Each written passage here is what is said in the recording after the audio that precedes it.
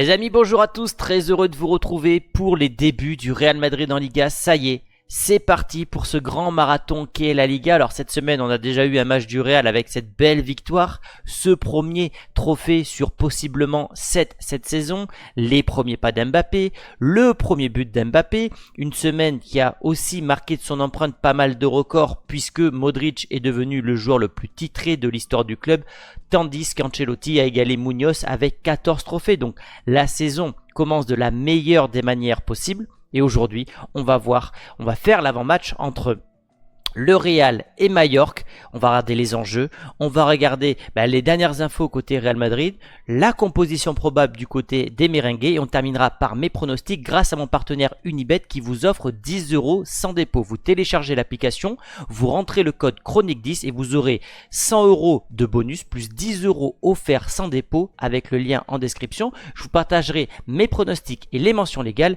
en fin de vidéo. Mais avant ça, la revue de presse.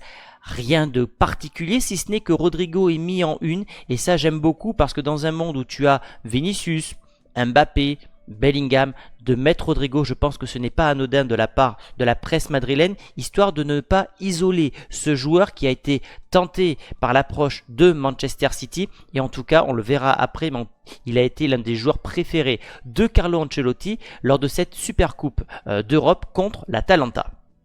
Mais les enjeux de cette Liga sont nombreux. On voit ici le classement des Ligas, donc 36 Ligas pour le Real, 27 pour le Barça, qui s'était d'ailleurs dangereusement rapproché lors de la décennie 2010-2020. Ils en avaient remporté 7, le Real 2, l'Atlético 1, de mémoire. Je dois peut-être me tromper à une ou deux, mais je crois que c'est ça. Du coup, le Real a pour objectif cette année de mettre un plus 10 sur le Barça. Et surtout, vous le voyez, ce qui est surligné, c'est que le Real, depuis 2007-2008, n'a jamais confirmer et remporter de nouveau une Liga.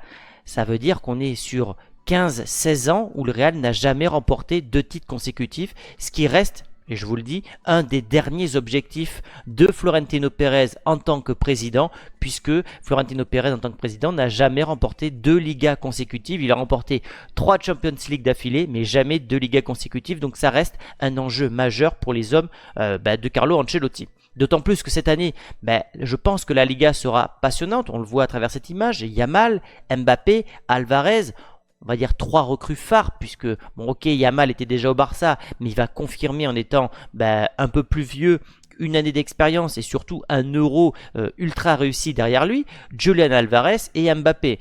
Côté Barça, ça sera les débuts de Flick qui sera attendu. Je rappelle que c'est le 2e entraîneur à avoir fait un sextuplé et l'Atlético a réalisé pour moi le plus gros transfert de cet été, hormis Mbappé, en signant Julian Alvarez, qui est pour moi un attaquant digne de Falcao, Forlan, tous ces 9 qu'avait par le passé l'Atlético, ils ont récidivé en signant Julian Alvarez. Donc cette Liga va être très compétitive cette année et le Real n'aura pas le droit à l'erreur. Par contre, ils auront un objectif, conserver coûte que coûte cette Liga Espagnola. D'autant plus que vous le voyez, le calendrier, va pas falloir perdre des points d'entrée. Alors on le sait, le Real normalement, ils perdent pas beaucoup de points, on l'a vu l'an passé, il n'y a eu qu'une seule défaite au compteur, c'était contre les Colchoneros. Mais mine de rien, il y a un déplacement à Oneta du côté de la Sociedad, un déplacement du côté du Wanda contre l'Atlético, on avait perdu là-bas chez eux l'an passé. On a la réception du Betis et la réception de Villarreal. Ce que je veux dire par là, c'est que ce début de championnat n'est pas si facile que ça sur le papier. Le Real restera favori dans toutes ces rencontres, mais comme je l'avais dit pour l'Atalanta, le Real est une équipe un peu diesel. Alors elle a la chance d'avoir un entraîneur expérimenté, d'avoir un groupe qui sait gagner, un groupe qui a un banc de touche extraordinaire, mais voilà, on n'a pas non plus le calendrier le plus facile pour débuter cette Liga.